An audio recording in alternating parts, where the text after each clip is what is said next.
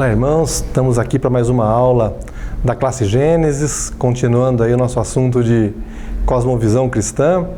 A gente teve semana passada uma aula muito bacana com o Ricardo sobre como a filosofia cristã, como o pensamento cristão, como a cosmovisão cristã surgiu e assim de uma forma meio imprevisível. Ela simplesmente desalojou, ela se sobrepôs sobre a filosofia grega, que era assim o top da época, e passou aí a prevalecer por séculos. É interessante a gente pensar que, poxa, na verdade o cristianismo surgiu ali num país, numa região periférica do Império Romano, não assim muito conhecido pelos seus pensadores ou por, vamos dizer, gerar algo assim que impactasse o resto do Império.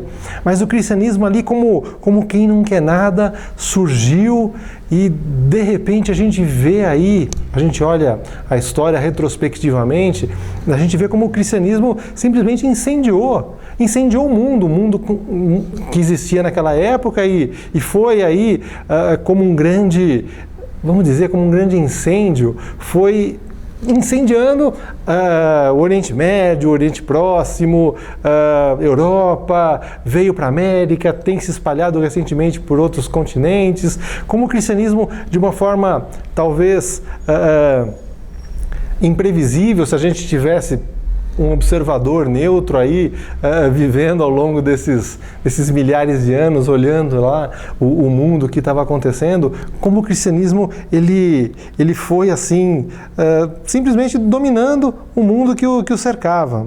E a gente viu algumas características aí muito bacanas sobre o que distinguia o cristianismo do que o precedeu, no caso, a filosofia grega, que ainda era preponderante no mundo helenístico e no mundo romano.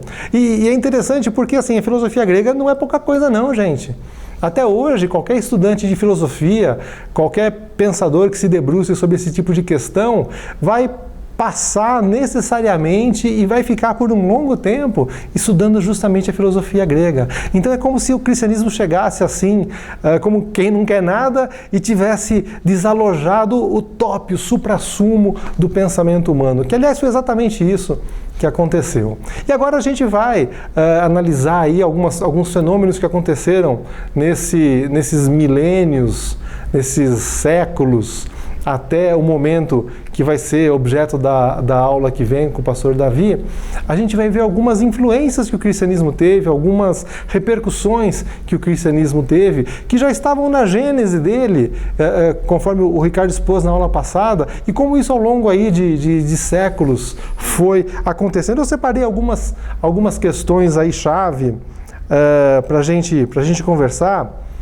Algumas coisas que surgiram, não existiam antes, foi o cristianismo que trouxe, e a gente pode observar aí por tanto tempo. No finalzinho da aula, o Ricardo já deu a dica do que a gente ia analisar. Até hoje, coisas que o Estado, que os governos, que as pessoas consideram como naturais, como normais, e a gente tem que entender que não são normais, não. O ser humano não vivia dessa forma antes do cristianismo. A primeira dessas coisas, a dignidade universal da pessoa.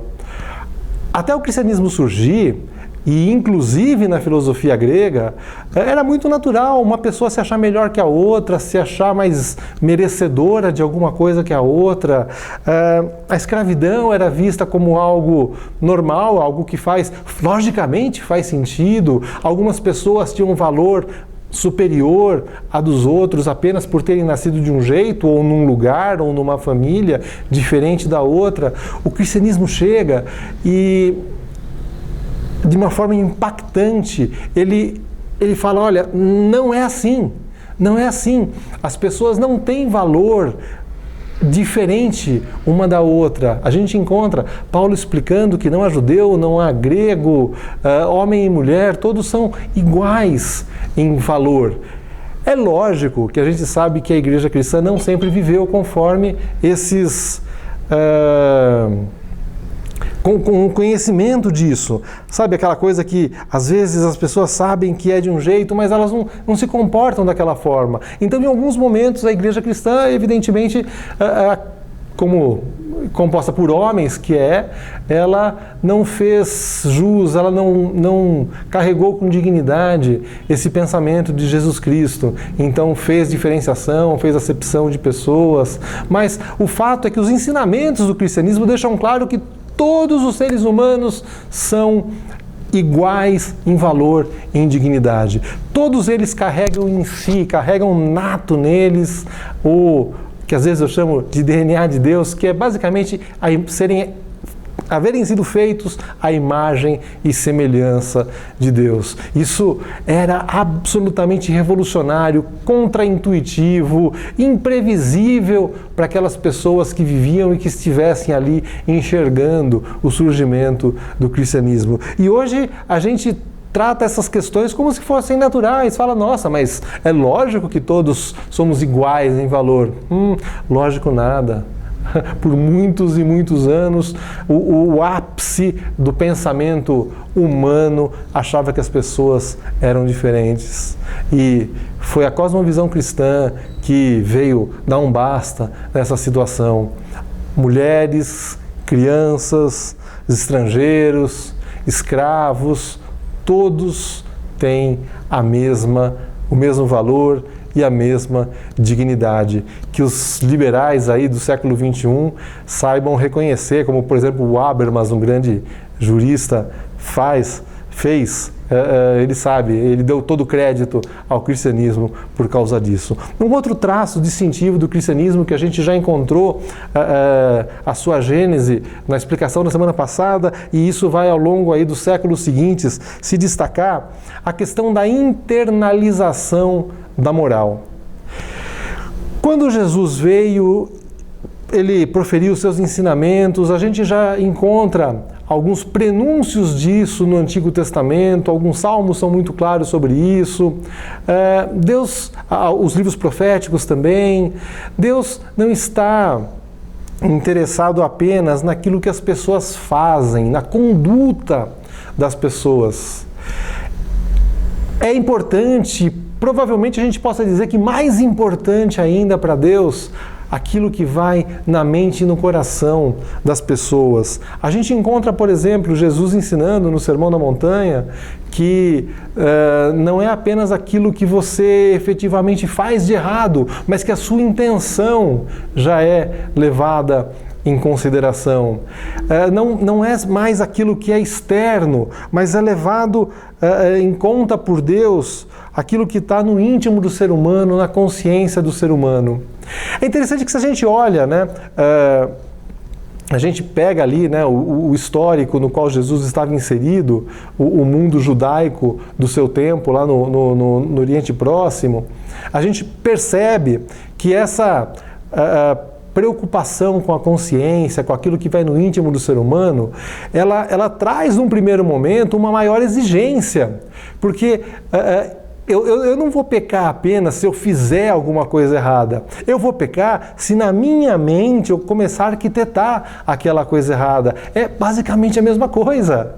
Eu efetivamente fazer e eu planejar já é um pecado da mesma forma. Então, o cristianismo ele é mais exigente. Vamos usar a palavra moral com todas as ressalvas do mundo, tá? A gente não está falando apenas de moral, mas a gente está falando de comportamento conforme a vontade explicada por Deus. Torna a moral, num primeiro momento, mais exigente. E até hoje, as pessoas ainda recorrem a essa interiorização da consciência do ser humano, essa preocupação com aquilo que vai no foro íntimo de cada um, só que hoje usam para mitigar, para deixar mais frágil essa consciência moral. As pessoas falam, não, você está me julgando, mas você não sabe o que vai no meu coração. Querendo dizer, olha, na verdade as minhas intenções são boas, então eu sou bom e assim por diante. Mas é uma novidade que o cristianismo trouxe, que foi desenvolvido primeiro no período patrístico, depois na filosofia medieval, pelos reformadores, essa questão do foro íntimo do ser humano.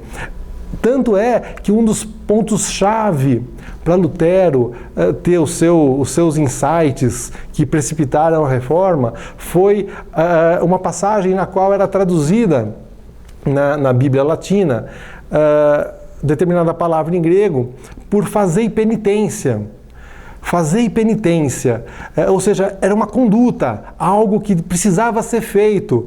E o famoso Erasmo de Roterdã, pensador católico, havia buscado traduzir a Bíblia não a partir dos originais, no caso o Novo Testamento escrito em grego. O Erasmo de Roterdã percebeu que, na verdade, aquele termo não se referia a uma conduta externa que seria o fazer penitência, mas sim algo que acontecia no coração. Arrependei-vos. Na verdade, é um trecho de um ensino de João Batista que Erasmo de Roterdã traduziu diferente, e assim Lutero, lendo daquela forma, ele percebeu que não era aquilo que as pessoas faziam, mas que a salvação vinha pelo crer, pela fé e não pelas obras da pessoa. As obras são evidência da fé. Enfim, o que eu quero dizer é como essa novidade do cristianismo, as outras religiões não estavam preocupadas com isso até aquele momento. E o cristianismo vem e expõe, olha, isso aqui é central, é muito importante no ser humano, e isso tem aí um desenvolvimento importantíssimo ao longo da história da igreja, da história da humanidade, e ainda hoje todo mundo concorda que é importante sim aquilo que vai no coração e na mente das pessoas, não apenas a conduta delas.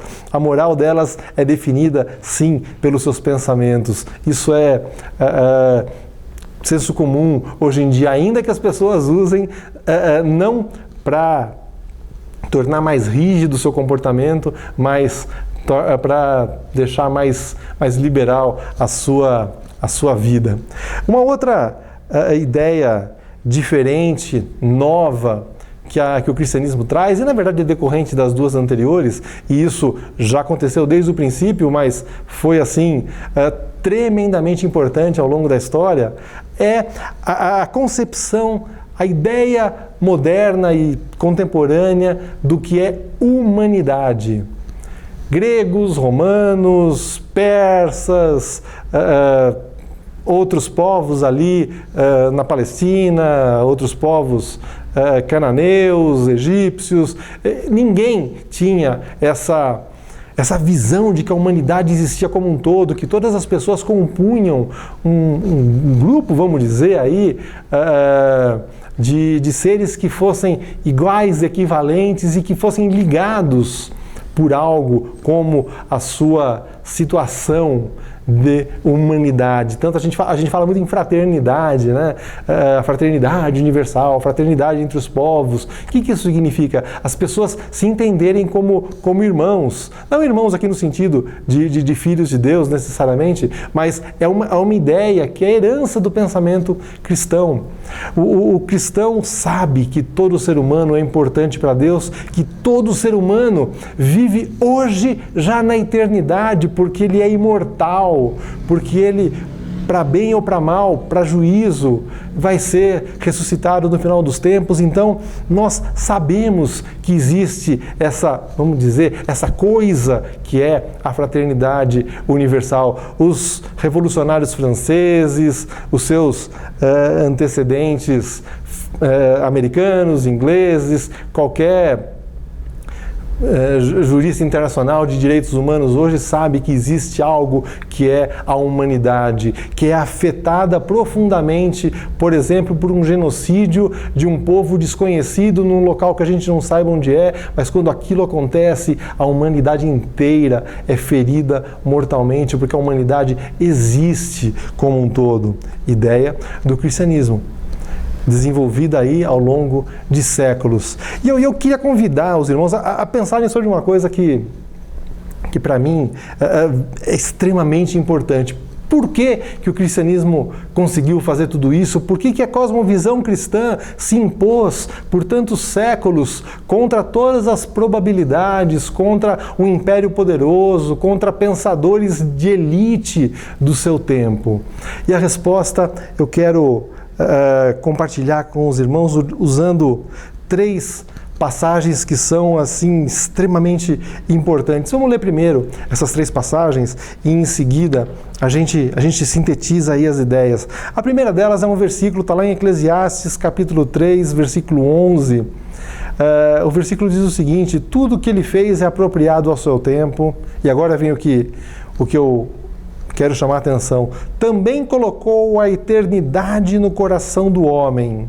Mesmo assim, ele jamais chega a compreender inteiramente o que Deus faz.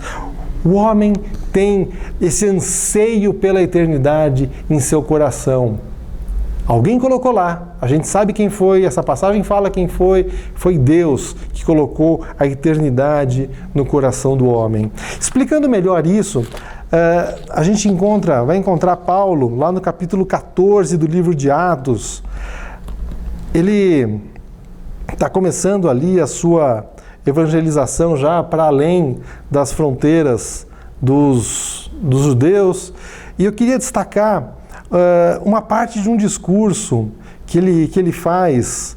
Na verdade estão ele e Barnabé falando, e lá está em Atos 14, a partir do versículo 16. Nos tempos passados, ele permitiu que todas as nações andassem por seus próprios caminhos. Contudo, não deixou de dar testemunho de si mesmo, fazendo o bem, dando-vos chuvas do céu e estações frutíferas, fartando-vos de mantimento e enchendo o vosso coração de alegria. Paulo e Barnabé estão ensinando, olha, Deus até esse momento, até a vinda de Jesus Cristo, permitiu que as nações vivessem como bem entendessem, mas ele sempre deu testemunho de si mesmo. A gente sabe que tem a palavra revelada, a palavra escrita, que é a Bíblia de hoje, mas a gente encontra isso, por exemplo, na carta de Paulo aos Romanos, no capítulo 1, a gente encontra isso aqui e vai encontrar na passagem seguinte que a gente vai ler. Deus sempre esteve próximo do ser humano, sempre esteve preocupado em se revelar de alguma forma ao ser humano. E a passagem que eu mencionei é Paulo lá em Atenas, Atos capítulo 17, Paulo ali naquele momento, lá no Areópago, há uma certa discussão aí sobre o que estava acontecendo naquele momento, se Paulo estava apenas pregando. Eu entendo aí com base em algumas fontes que Paulo estava até defendendo o cristianismo porque ele havia sido questionado sobre trazer religiões novas ali. Enfim, Paulo tem a oportunidade de se dirigir aos atenienses e ele diz o seguinte. Vamos ler aqui Atos, capítulo 17, a partir do versículo 24. O Deus que fez o mundo e tudo que nele há, Senhor do céu e da terra, não habita em templos feitos por mãos de homens. Tampouco é servido por mãos humanas, como se necessitasse de alguma coisa. Pois é Ele mesmo quem dá a todos a vida, a respiração e todas as coisas. De um só fez toda a raça humana para que habitasse sobre toda a superfície da terra. Olha só, toda a raça humana, toda a humanidade. Determinando-lhes os tempos previamente estabelecidos e os territórios da sua habitação, para que buscassem a Deus e mesmo tateando pudessem encontrá-lo. Ele de fato não está longe de cada um de nós, pois nele vivemos, nos movemos e existimos, como também alguns dos vossos poetas disseram, pois dele também somos geração. Sendo nós gerados por Deus, não devemos pensar que a divindade seja semelhante ao ouro, à prata ou à pedra esculpida pela arte e imaginação humana. Deus não levou em conta os tempos da ignorância, mas agora ordena que todos os homens, em todos os lugares, se arrependam, pois determinou um dia em que julgará o mundo com justiça, por meio do homem que estabeleceu com esse propósito. E ele garantiu isso a todos ao ressuscitá-lo dentre os mortos. Paulo, ele diz várias coisas aqui aos atenienses, mas eu gostaria de destacar, na linha da passagem anterior, Deus como que por algum tempo permitiu que as nações vivessem da forma que elas entendessem corretas. Deus meio que permitiu que o ser humano vai lá, faz o que você acha melhor, mas olha, eu estou aqui.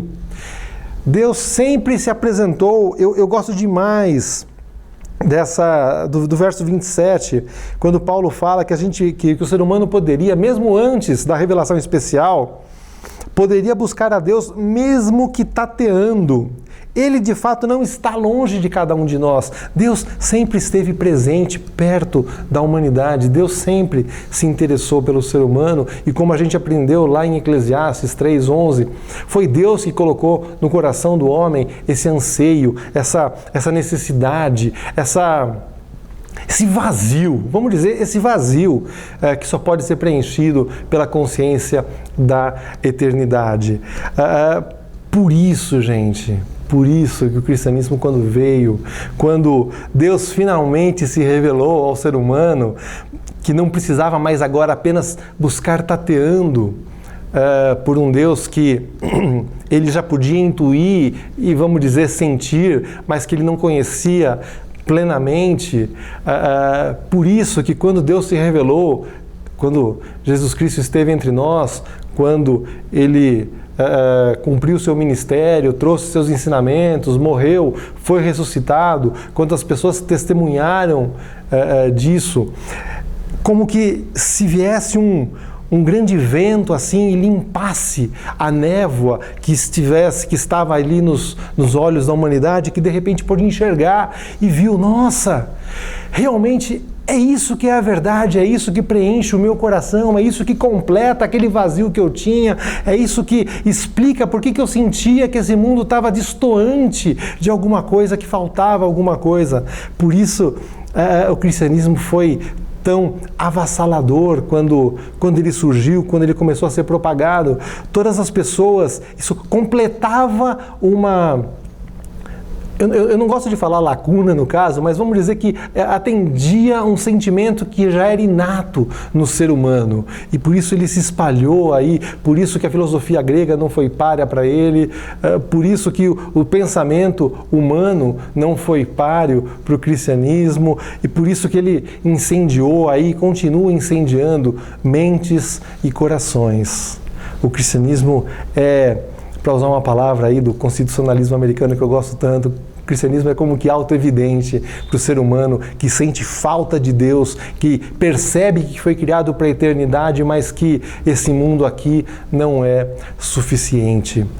Eu falei em razão agora, só lembrar, cristianismo é fé e razão conjugados. O cristianismo não é apenas uma fé irracional, muito menos um raciocínio destituído de fé.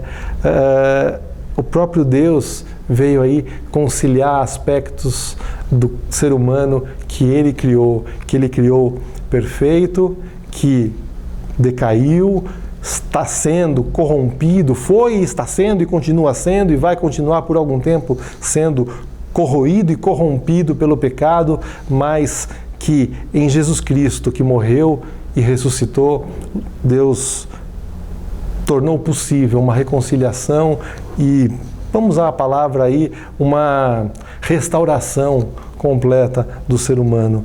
É isso que a partir da salvação de cada um, Deus não trata com ideias, Deus não aprova apenas ideias, Deus restaura pessoas, o pecador, e com isso vai restaurar aí o mundo criado bom por Ele. Querido, semana que vem a gente continua aí, o pastor Davi vai trazer uma aula que é a continuidade aí desse momento histórico. A gente expôs como a cosmovisão cristã, vamos dizer, cresceu e se espalhou aí. Vamos tratar na semana que vem de coisas que têm mais recentemente desgastado a mente cristã. Boa semana, fiquem com Deus.